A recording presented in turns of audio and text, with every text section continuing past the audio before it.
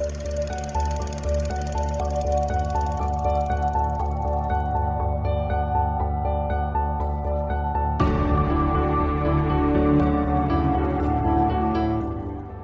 I'm Sophie, and I haven't seen a lot of films.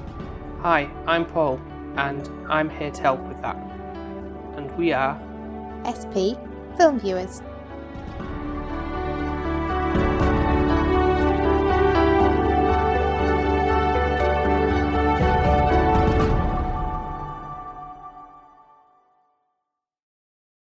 So here we have our first Patreon pick of 2023. And to say so myself, it's two very good options I put out for people to vote on. I don't know either. I know of them, but I've not seen obviously either of them, and I don't really know what they are. Right. Okay. Well, they're two kind of like gangster-related films. The choice was between Goodfellas and Scarface. Surprisingly, I thought Goodfellas might have swung the vote, but it turns out people want to hear your thoughts on Scarface. Is that a cruel thing? Is that what you're laughing at?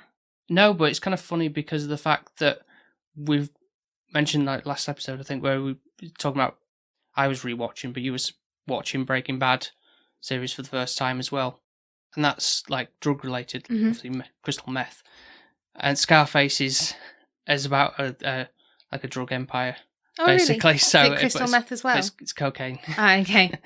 It's Colombian stuff. So. Oh, we're gonna have like Gloria in it from Modern Family. No.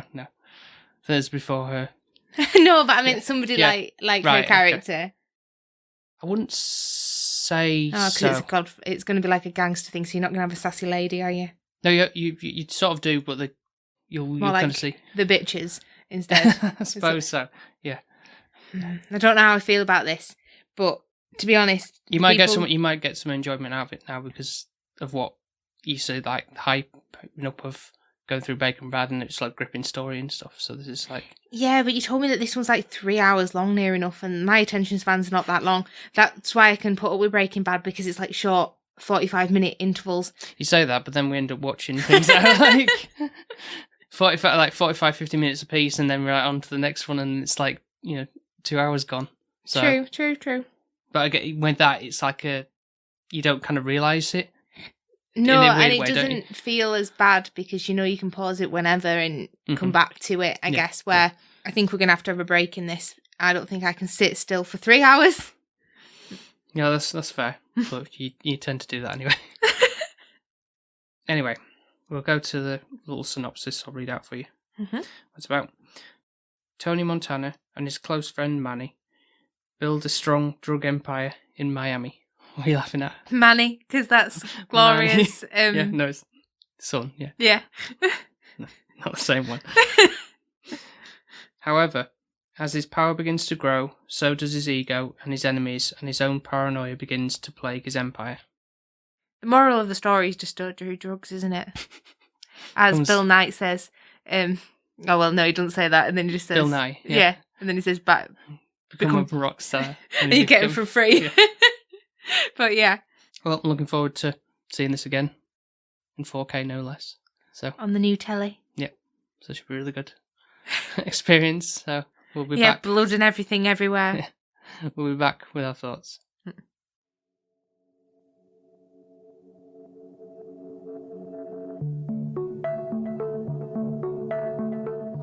All I have in this world is my balls and my word, and I don't break them for no one. Do you understand? That piece of shit up there, I never liked him. I never trusted him.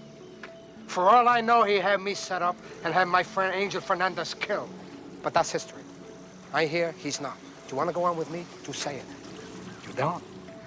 Then you make a move.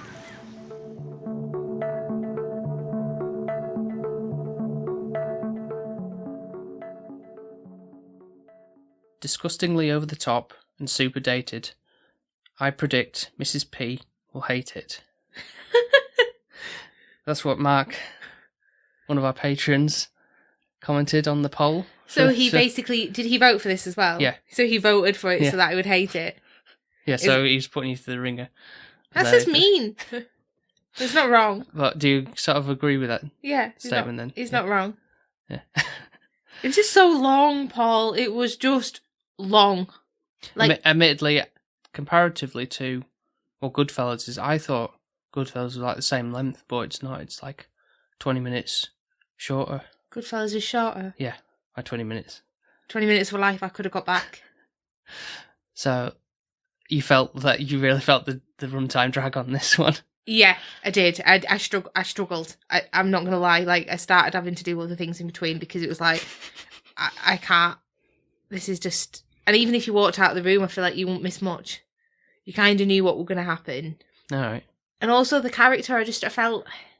So Tony, as a character, like Mark said, for me, I would hate it because he's come from nothing and you're really rooting for him as the underdog and you're like, yeah, go on, Tony, and all of that. And you want him to be successful. You want him to pop off Frank and him become the bigwig. But then he turns into this horrible monster of a man, which everyone does when they've got more money and power. Money corrupts people, yeah. And then basically after that, he goes downhill. And no one wants to see that in a character progressiveness. Do we? We want the character to be from nothing and then, the middle stage where he was like top of his game. Start getting there and then kind of like level out at that point and then not rather than just go completely downfall spiral. Yeah. Yeah. Because you root for him initially and then at the end you hate him. And you're like, oh, well, great, I want him to die, he deserves it. And it took I get that. 3 hours. To tell that story. You think it could have been, 2 hours? You didn't need the extra 50 minutes there. I don't even know what made it so long. Like, if I'm completely honest. I feel like the structure could have personally like benefited more if it had like a structure like a first hour where it's kind of like learning about his, obviously from coming over from Cuba with the whole Fidel Castro political refugee nonsense that was going on at the start of that, and sort of like a build up to like the first gig basically where he's like been hired to get the cocaine from that dealer and everything, and that going wrong and everything, or to a point where he's hired to be a hitman for one of the communists at that point, and that'd be the first half. Then the second hour being more about him, his slow increase to becoming more of a top dog in the empire of the drugs and everything, and then the third act, he's at the peak and then his downfall, but it doesn't quite go to that extent really. I think it might, if had almost like chapters, if it worked like that would probably been a bit more, had more time to develop, but in a more concise way, I suppose. Really, if anything, I noticed this time. Even know which one took the longest. Like, I can't even say. I think for me, it would have kept me on my toes a little bit if it was you had flashbacks from him being younger or whatever, actually kind of being one of those like Kill Bill kind of vibes. I think keep you on your toes a little bit more. The dialogue was so boring, and also really hard to understand. We did have to put the subtitles on again because we turned the volume way up and I was like, it's been a while, I can't remember what he's actually saying. Tony Montana is saying, because his accent is like very hard to decipher. So it's like, and subtitles. You can't even lip read because it doesn't look like the same thing that is coming out of his mouth. The subtitles I don't think were completely 100% accurate, to be fair, even with people who are normally speaking normally. But well, then there were bits where they were speaking in Spanish, and it was like speaking in Spanish, and it's like, oh well, that's really helpful. But obviously, that's not of great importance for the. But when you've viewer. got the subtitles on, you read it, and then it's like, well, clearly, yes, I'm aware they're speaking in Spanish. But I can't. I really am. I'm hoping you're coming with loads of reasons why this is a fantastic film, because I just felt like it wasted my time. I would not go back and watch it because I don't have a spare 3 hours. I've already given it 3 hours. I'm not going to give it any more than that. His demise is, swiftly, in 3 hours' time, he does die. Yeah. Which, actually, I was quite grateful for in the end. He deserved to die, and I wanted him to die. I didn't enjoy the fact that he ruined everybody's life around him. Yeah, like his mother says when he goes to see it, like, everything you touch kind of just goes to pot, really. And you're just dragging everybody down with you. You can't see that there's sort of like a good and bad element to the film. It's like, oh, I'm a good guy, I'm the bad guy kind of thing. But it's like that. Where's that fine line, I guess, with how he thinks he's good and bad? Yeah. I think he thinks he's good because he's doing good by people and he's giving them money and helping them. But at the same time, how he's doing that and getting that money is bad.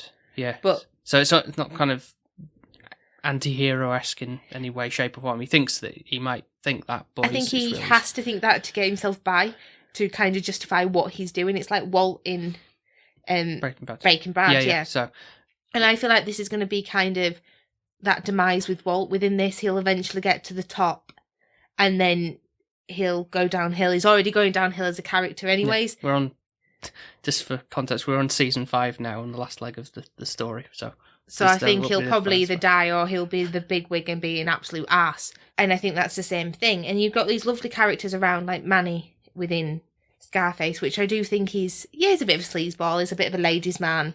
He flirts with everything he sees. Yeah. But he seems to always do good by Tony. He's always loyal. Yeah. And he really likes Tony's sister. Yeah. Like, he's smitten by her. Yeah. And this film couldn't even give me that. Did you kind of know where that was going with that when...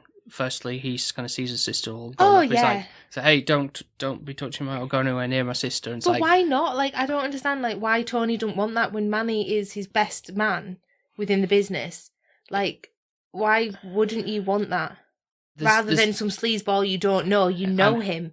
Like, I know, it does seem kind of strange. Normally in like Italian mobster films, like maybe like The Godfather or something like that, where it's all like family based, my cousin and everything.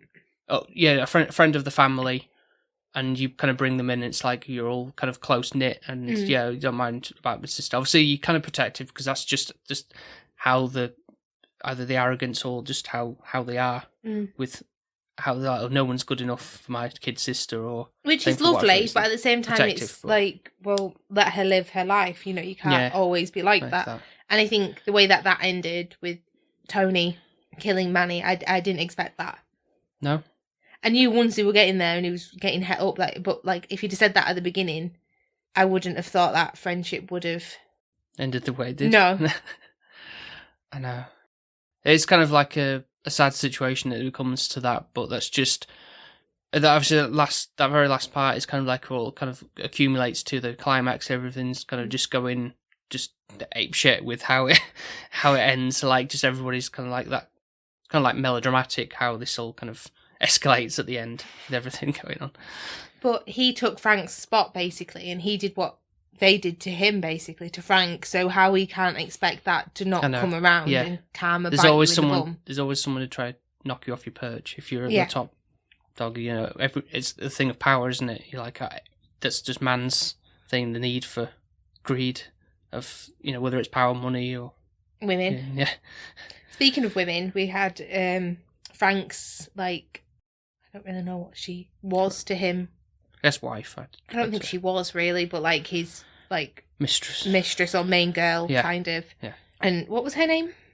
In the film or the actress? Well, you can tell us both. Michelle Pfeiffer played Elvira, or however they pronounced it. But... Did I say aloe vera and you laughed at me? Yeah. She's absolutely stunning. She is. She's like a perfect Barbie doll. Everything about stick her. Thin and everything, but pristine blonde hair and everything, but a bit of a cokehead. Yeah. Which is never great.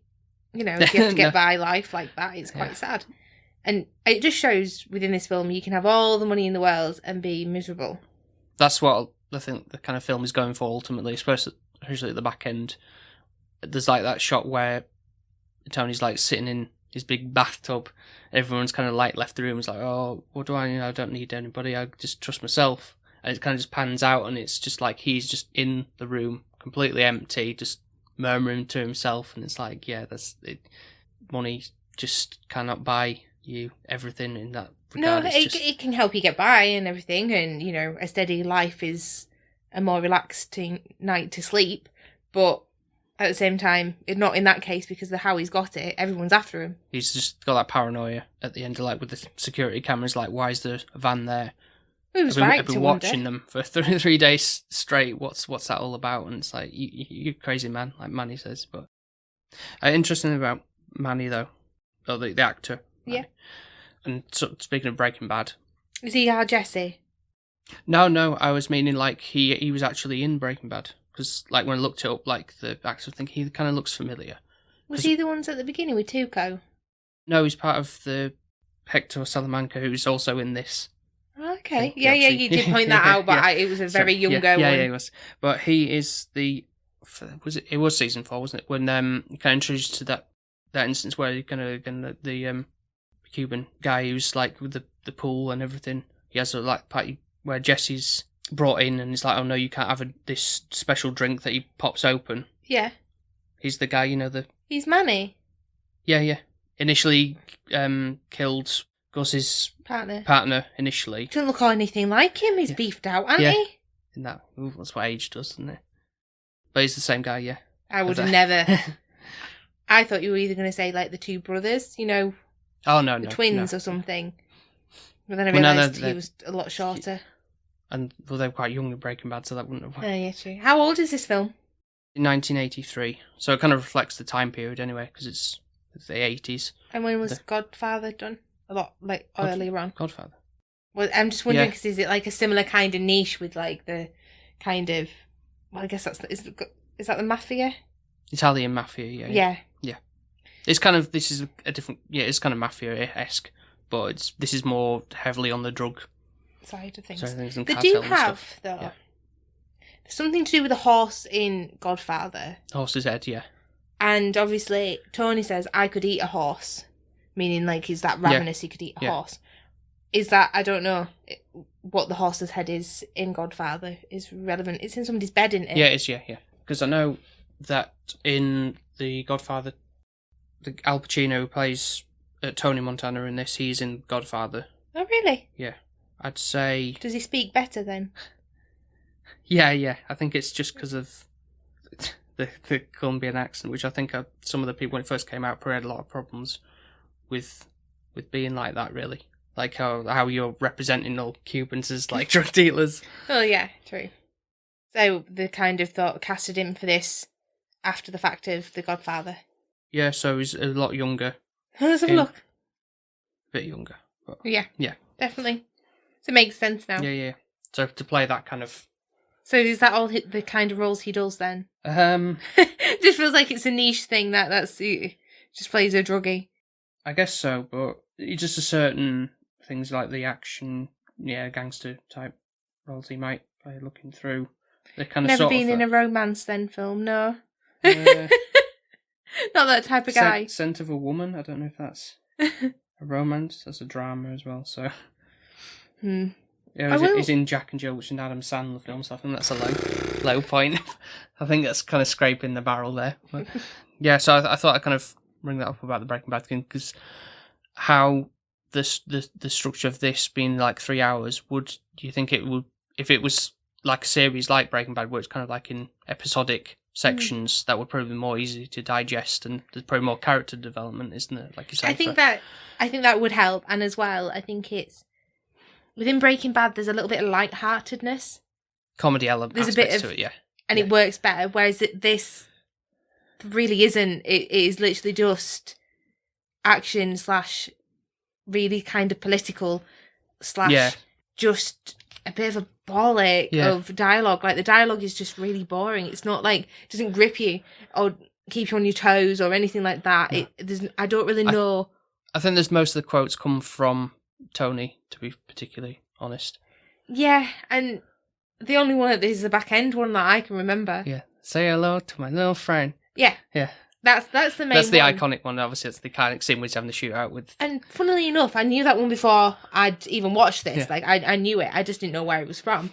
Yet again, but I just feel like for the length of it and for the way that the women are in it as well, it's just like it just annoys me that that's used to be a thing and could still be a thing in other countries. Also, do they not believe in their worth? Like, you've got Oliveira or whatever her name is, and all she does is look beautiful. That's literally her job. Yeah, have a pretty dress, have a cigarette in your hand or whatever. Like, don't get me wrong, she's stunning, but what is her purpose? What is her worth? Yeah, I mean, she won't even entertain the idea of having a child with Tony after he kind of like kills off Frank and his cronies and like, oh, you marry him. I don't think she ever wanted children. I don't think she really... She ain't that kind of character. She kind of said, like, oh, if there's nanny involved, like, to look after it, because, like, I don't want to look after the child. I'm too hoity-toity for that, kind of dealing with the changing nappies and stuff. And can't get real, can she? Yeah. And the way, like, Tony treats his sister, like, at the end, it's a bit weird, isn't it? Like, she sees it as he just wanted her. Like, well, I have to say, she made it more weird than that. But it's more of like you're like pretending like because she just wanted revenge on it because that's what this was. She thought this was all about with him. That's like if he can't have her, no one can type of thing. So it's like your best friends had to be murdered because of this. So therefore, you must want me in some sick kind of way. It's a bit sick and twisted way it ended, really. And then it kind of was great that he died and he obviously fell in his big mansion pool at the bottom of his balcony. Willed as yours statue that he falls into. It's like you just plummeted off the world. So it's no longer yours anymore. Just what a waste of life, or of everything. Like all his money. Where's that going to go to? What's that going to do now? You've killed off your main man. Your empire that you built up. Like who's going to take over? The Sosa guy will probably take it over now because it's all his henchmen who were there at the end to the big shoot off and everything, really. But it's kind of deserving, but it's interesting the fact that I'd kind of glossed over, I suppose, since last time I saw it, about how that comes about with obviously the final confrontation, because Tony was hired with the Alberto who plays Hector Salamanca in Breaking Bad. Oh yes. To take out one of the I guess congressmen or one of the people who were involved with like the stirring up, kicking up a lot of fuss about the other guy like Sosa and the other associates of the dodgy dealings going on.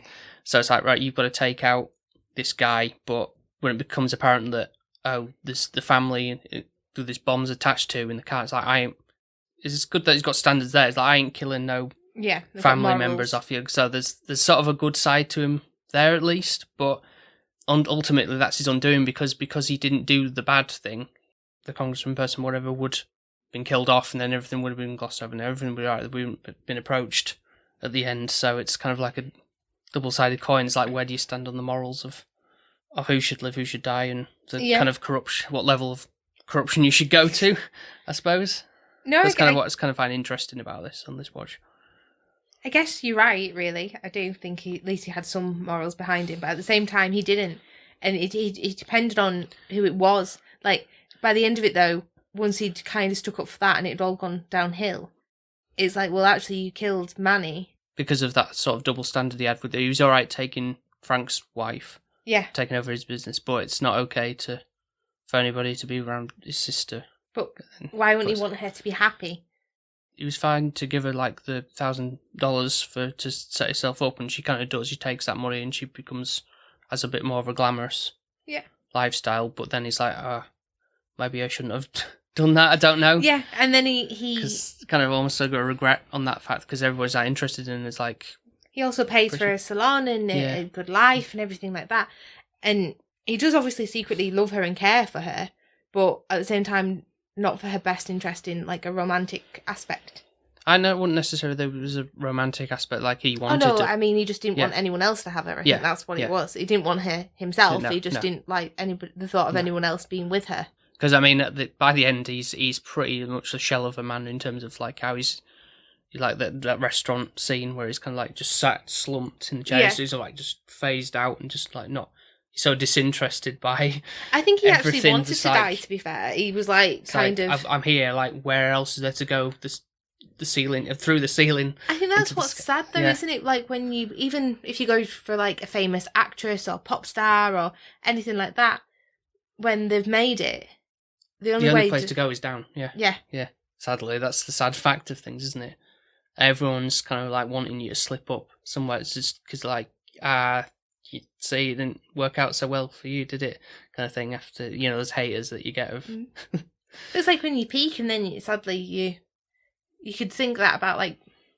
No, this sounds awful. Like Britney Spears, and I know a lot of people are kind of looking after her and kind of going out for her, but she really peaked in the early 2000s. Like she was the main pop star out there, and it just shows like how life can. But isn't that also down to like a family? It is, yeah. But there's a lot of things, like, obviously, that she allowed at the same time. So it's a strange one. And, like, even with drugs with pop stars as well, when they kind of are no longer here and, like, they're half your age and they die. But I don't know if they have mountains of cocaine, like, just sat on the table, like...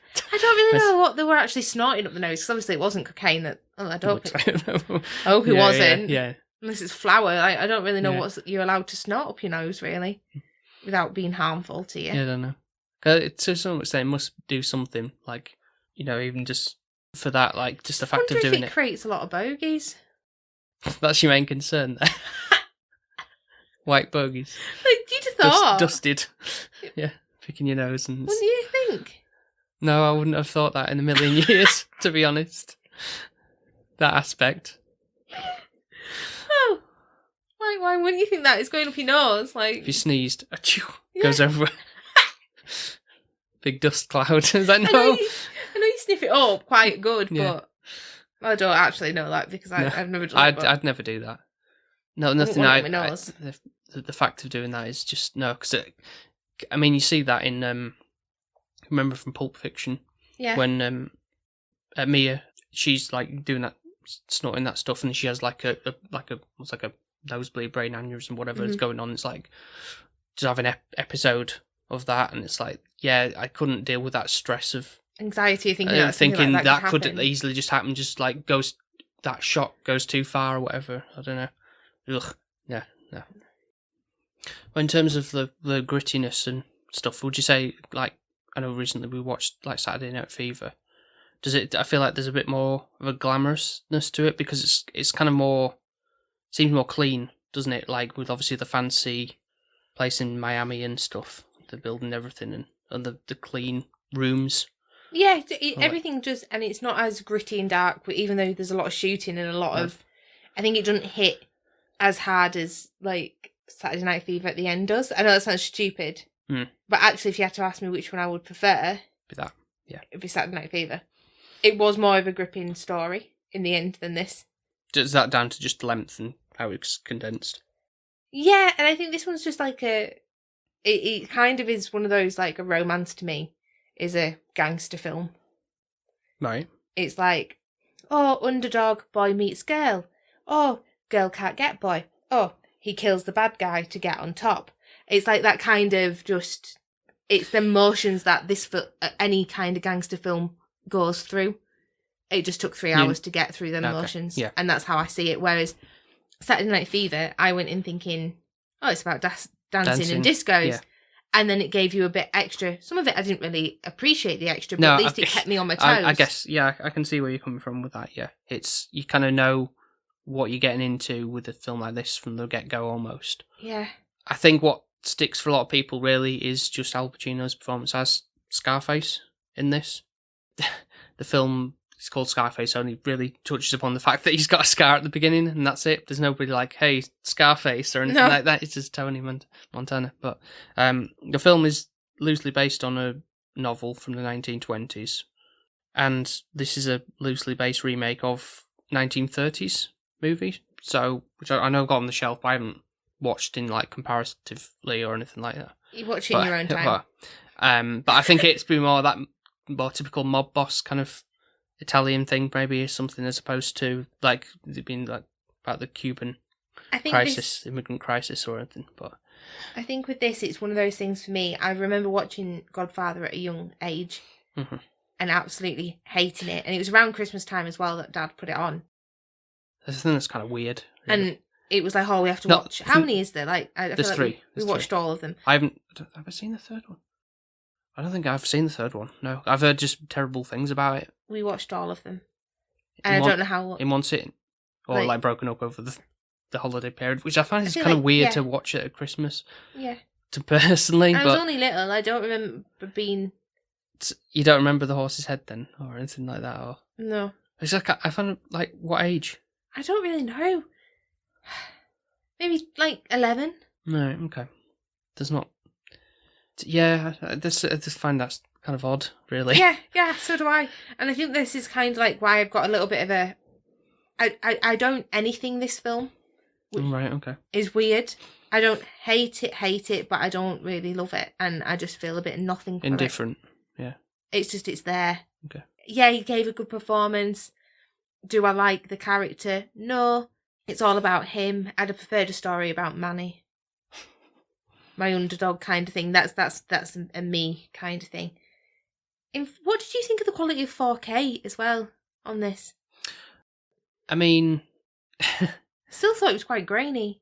Yeah, so they can only do so much with the footage they've got, but last I saw it would probably been on, I think I had it on Blu-ray prior to that, but I think it's a slight step up from what it was. It's not like, wow, night and day difference probably, but it's just more like, not that has anything to do with like how the film is or anything like that. It's not one of those really colourful films like, wow, the colours pop or anything like that, but it just makes like everything a bit more sharper with the detail and stuff and the faces and things like that, and maybe the sweat. You can see more clearly when there's more sweat and stuff. But yeah, it was a good quality standard for what he had to offer. But I wasn't like, wow, this is breathtakingly no thing. I can't believe, like it's sort of seen it in a new light or anything like that. But I mean, to be fair, there's not like a lot of colours. There is obviously like the red carpet that is in his room, and like the dark and gold coloured room that he's in and stuff, where he's got his desk very with his opulent. Yeah. And the picture being painted of them two on the wall, and all that kind of stuff. He gets his tiger. Oh yeah, he does. Yeah. He gets both, doesn't he? He gets the tiger of the woman that he wants, and also actual tiger, which for that one scene, and then that's that bit done, moved on. Yeah. So things like that. Speaking of that, it's like there's not much brought back on. There's kind of like a montage bit, obviously, like when he's kind of almost like after the Frank scenario, he's done this right. Now I'm going to take over, and he's obviously like going into the bank with all the money. Like he makes it, but it doesn't seem to be made up for long. I think it's more the progression of him becoming where he is in that montage, and then almost like cut to like I'm a miserable bastard. Yeah, for the rest of the film. Yeah, again.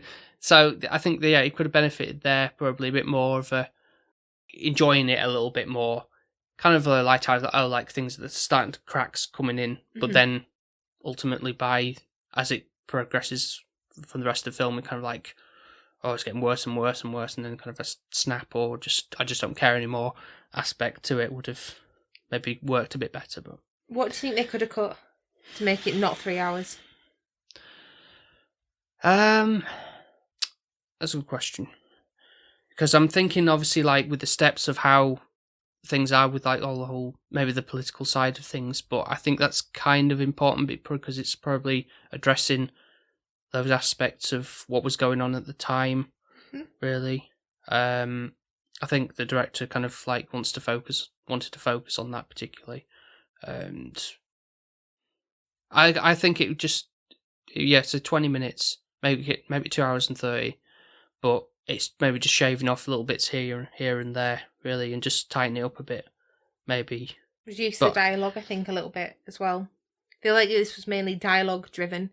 Which is you normally like in. Yeah, but it wasn't really gripping. Or felt like it was that quotable as such. Maybe because you were like, what's he saying? Oh, maybe, but also not like keeping you on the edge of your seat either. Okay. Like I wasn't hooked.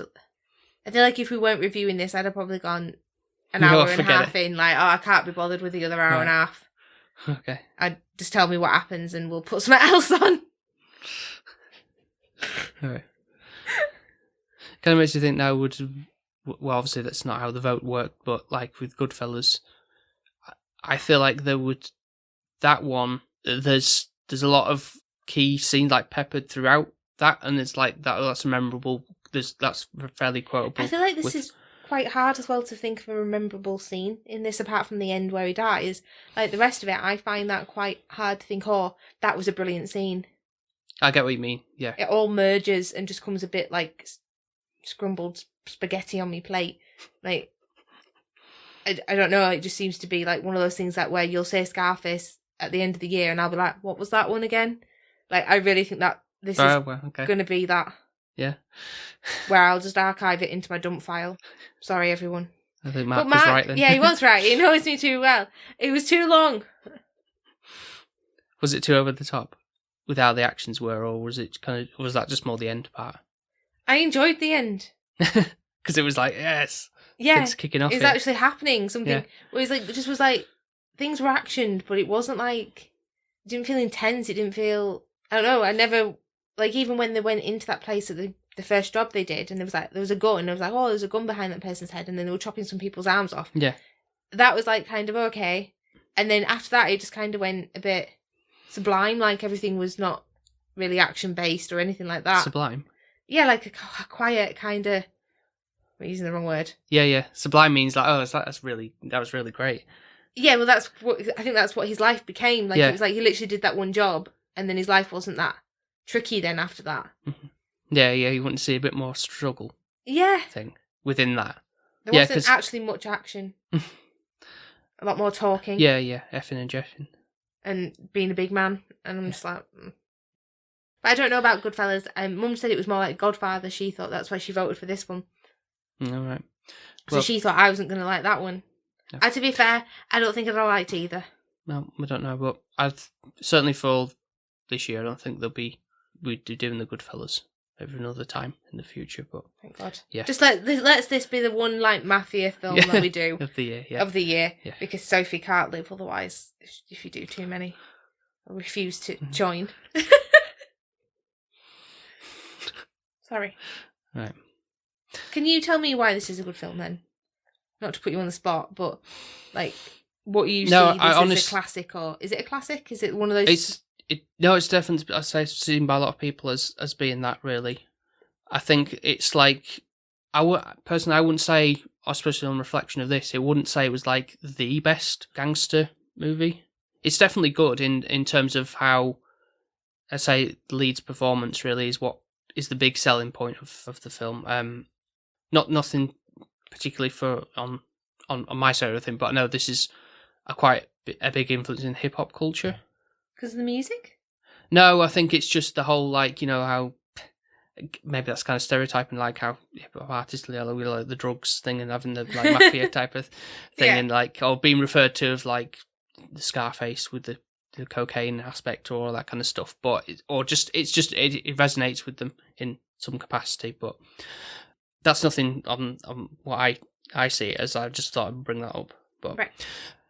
For me, I mean, just how he acts and just how it's kind of an interesting build, and especially in those moments where he's kind of just sat there in a room, you know, in his own thoughts or whatever, and or like just his level of paranoia, and it's just like seeing how whether he's going to snap or how he's going to act with people and stuff. I think that's what's the big selling point really with him more than anything else. The other ones kind of like sideline characters are fairly solid. They do the part. Nothing to say like Manny doesn't do a good job or anything like that, but obviously he's more the sympathetic friend. He's kind of like been there from the beginning and everything. But and you obviously want the best for him, but it just doesn't work out that way for him. It's just like a forbidden love that can't happen, and it's like accumulates to just that drastic ending. Yeah, no, you're right. There was another line that I wrote down, which was, I always tell the truth, even when I lie. And that was when he was in, like, the restaurant, having a bit of a, like, obviously I'm a good, bad guy. And it's like, that's a backhanded thing if anyone said that. Because he just convinces himself that he's telling the truth even though he's lying. Like, that's how he has to get by. Mm-hmm. Like, a coping mechanism of... You know, he's always right. That anyone disputes that. But also, I think he lies, but then he believes his lie. So in his head, they become the truth. Mm-hmm. Yeah, is that a double negative? Yeah. Yeah, so he's a bit psychotic, really. Well, we know that, yeah. Just how he gets from that, the drug addiction and stuff like. Don't get high on your own supply, but ultimately he does, really. Yeah, constantly. And what's the other thing of like the other rule is don't underestimate what the greed of the other person is, which, you know, he follows quite well as well. Like, you know, he wants Frank's wife, he wants to be the top dog, and all that kind of stuff. So he's doesn't last as long as Frank. No, doesn't. But that's what you get when you have like really powerful enemies, I suppose. Yeah, I don't know how he sleeps at night, to be fair. That's why he has all the cameras in his... That's what he's convincing himself with that. It's like, throwing all this money at it. Just like, it makes me sleep well at night, knowing that I've got security. But it's like, yeah, but can you trust the people who are setting up that, or where's the money going to? Like, it's got too much money to handle it. Can't even put it into the bank without overcharging for the rates and stuff. And that is, I guess, the bank manager or who's dealing with his funds knows about the situation to an extent. He must do. Like, where's all this money coming from? Yeah, no, he's not questioning that, is he? Yeah. He reminded me of the lawyer in Breaking Bad a little Better bit. Call Saul, yeah. Saul Goodman, yeah. So, you can think about this, like, that Breaking Bad is like a modern day type of Breaking Bad is but so much better than this.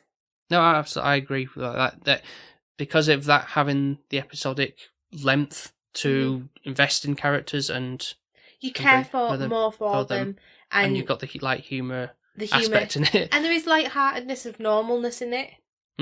Where I think they try to do that in this, like when they're going out for meals and stuff. But there's always like an atmosphere, or there's always something that kicks off, where I didn't laugh once. Like, I don't think this is a film to be laughing at, to be fair. But then I just didn't feel anything apart from when Manny died. Then I was annoyed. Were you happy when Tony died at the end? Yeah, but that was like only like justified. half an hour of emotions at the end of a 2.5 hour nothingness. No, 2 hour 50. Yeah. Wait, how long was this film? 3 hours. Just under 3 hours. Yeah. It's 3 hours. Yeah. Right. Well, I don't know if you've got anything else to bring up about it, really.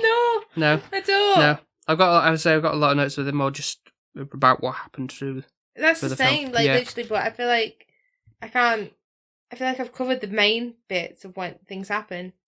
I think it's just interesting, to like how, because that is what the story is really. It's going through the highs and lows of how he's starting, from an immigrant coming into the country, and then how far he gets with rising to the top, and then his downfall because he just can't trust anybody. His paranoia gets the better of him. Well, his greed as well. Yeah, greed, yeah. Wanting everything and then pushing everybody away and not treating people with respect is going to get the backs up. And then he's creating enemies left, right and centre, so it's his own fault. I think they're fairly good with some of the cinematography they did with it, how they laid out scenes out and stuff, like certain shots, I suppose. It kind of somehow has that, not so much glossiness, but I get like it's different from like how Saturday Night Fever had with how like it made it all look. I guess because it's in Miami and it's like that. There was the sun shining and everything like that, rather than dreary old New York. Or yeah. So there's a bit more of like that highlight. It always looks better when it's sunnier, doesn't it? Yeah, it does. Yeah. But also, I feel like initially Manny seemed like the person running everything initially. Like he was the one who got more level-headed, the green card to even get over there in the first place. Yeah, he was the one planning the killing of the. I don't know who it was, but came into. It was Rebenga. So the political. Yeah, so obviously they did the job of that, and then that was the rite of passage into doing. Manny was the one trying to then get the jobs and deals and stuff, and I think he was happy to kind of work up the ladder slowly. Yeah. Progress. Whereas Tony's like, when he sees like working at the food truck, wherever it was, across from the club, and it's like, hey, what does that guy have that I don't? And it's like, I deserve better than this. Really, just wants it like get rich quick, basically. Yeah. Just I don't wait around. I ain't got the time to wait around. I just want to get now or yesterday, whatever. Yeah. I don't care who I stand on to get there. Exactly. Yeah. That's why he's so like cocky in that first meeting with Sosa. In that meeting, it's like he's talking. Do you speak for Frank? Really, it's like just talking because he's like, like if I big myself up here, then I've got more of a chance to like say, well, he's got something going on here. We want the level of power in the business. Frank's getting old now. His associates kind of getting on my nerves, so we'll just hang him from that helicopter and fly him off. It's like you send a message to him and all that kind of stuff, and there's all that set up obviously between them and Frank later on, but it's all just storytelling in that sense of like screwing over who here. There's a lot of that, I suppose, but that's what you get from gangster films. It's got to watch you back. All right, Paul. Thanks for the advice. Okay, now we'll go to your score. It's been interesting to know. It's okay. I'm just going to say it. A 5. I'm being generous there as well. Okay. I could knock another point off for it being 3 hours and it being a 4. But I feel like I've scored other films that are a lot worse than this. Like, it's not the worst film out there, and it isn't. The length of it kills me. Like, I just can't justify it being that long for what it is, and it's just not that gripping, personally, for me. It doesn't entice me enough, and I don't think I'd want to watch it again. I can understand where you're coming from with that. I think this is definitely, not to make gender specifics on things, but I feel like this is more of a man's film. Really. I really do. Yeah. And I don't mean that in a bad way, but I'm sure there are plenty of people who like, females who like Scarface, but not this female. Yeah, or any other gangster films, perhaps. Yeah, but it might be their niche, but I think majority of women would probably be like, this is just a waste of space. Just because, particularly how they're treated. Women are treated. I think the way women are treated, I think it's the way the film portrays men, and don't like how Tony's character develops at the end. I just think it's all a bit disappointing. And it's disappointingly long. Yeah. Yeah. That really is the killer. Yeah, no, I kind of understand. And but never again. No. Seen it once, forget about it in like end of the year. What about you? I was having to think of like when I was going through it, like I feel like when I was a lot younger, this probably was like it probably would have been like a 10 or something.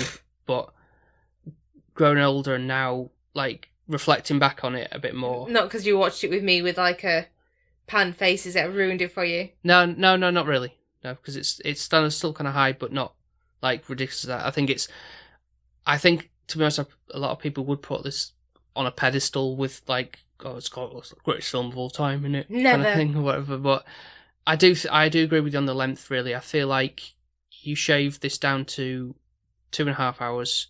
That's more than enough to tell your story with what's going on. Really, yeah. Just tighten it up a bit more.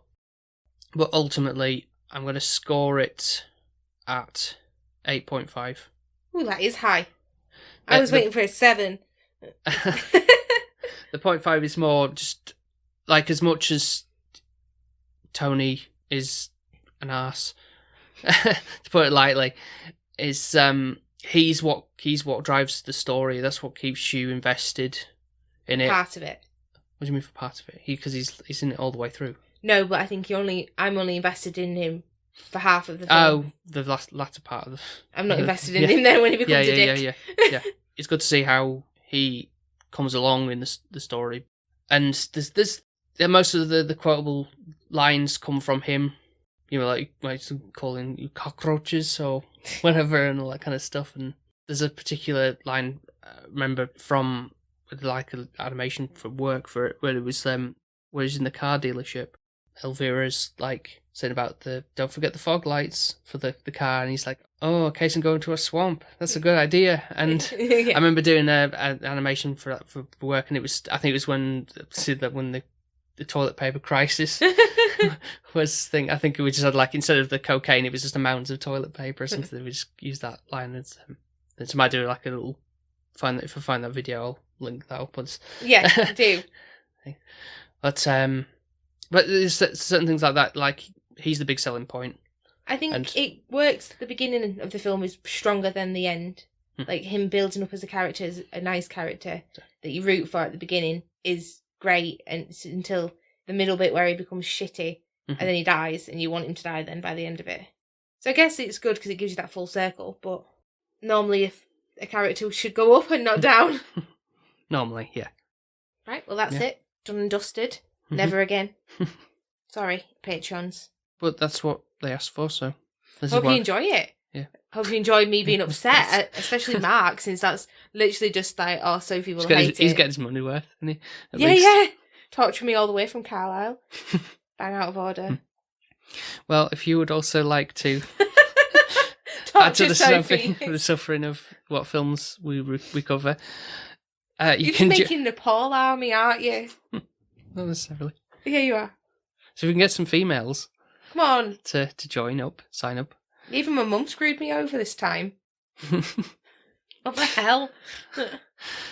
You can join the other patrons, who are Ben from Film Vloggers. Don't mention Mark, he's had enough. Yeah. Well, other than the fact that he's 100 things to learn from film. There we go. Yeah, he's had enough plugging in this episode. Our friend Jones, who's at Weight Loss Jonesy on Instagram. He voted for Goodfellas. Oh, good Jones. I don't actually know. I can't really comment because I don't know either, but at least he didn't make me have to suffer 3 hours. Bless him. Yeah. And your mum as well. But like I say, she screwed you over on this one, I guess. Yeah. Well, I think she thought she was trying to help me. But to be fair, was it just the options when and neither one of them I was going to like? So she didn't really have a choice. I was going for sort of similar ones. Yeah. To the categories. But she did go, have you seen what Paul let me vote for? I went, no. And she's like, I don't think you're going to like either of them, but this one's better. Yeah. Well, if you would like to join us, as I say, please, to vote, you get a shout out and you get to vote once a month on films we watch. Mm-hmm. And you can do so by going to patreon.com/SP Film Viewers, all one word. But where can people find us on socials, Soph? So if they want to find us and they haven't already, you can follow us on TikTok, Instagram, and Twitter, which I don't know how to use Twitter, but Paul does, so it's fine. So if you want to talk to Paul on Twitter, then you can go find us under the handle SP_Film Viewers. Send all nice comments of SP and about me, not Paul, because he picks the crap films. And if you want to go check out some of our other episodes, you can do so over on Apple Podcasts, Spotify, Podbean, and wherever else you get your podcasts from.